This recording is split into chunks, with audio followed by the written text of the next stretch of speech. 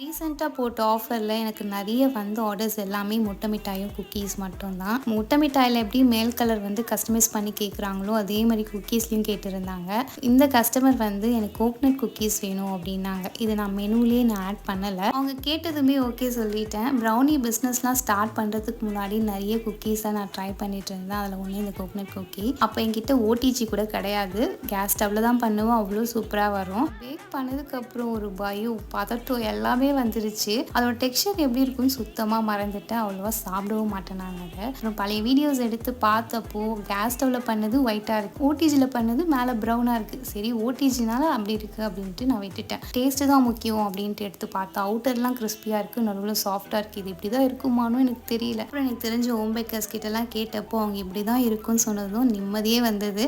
அப்புறம் தான் கஸ்டமருக்கு கொரியர் சென்ட் பண்ணி விட்டேன். அவங்க கொடுத்த ரிவ்யூஸ்க்கு அப்புறமா தான் ரொம்ப நிம்மதி, ஹாப்பி எல்லாமே வந்துச்சு. பாய்.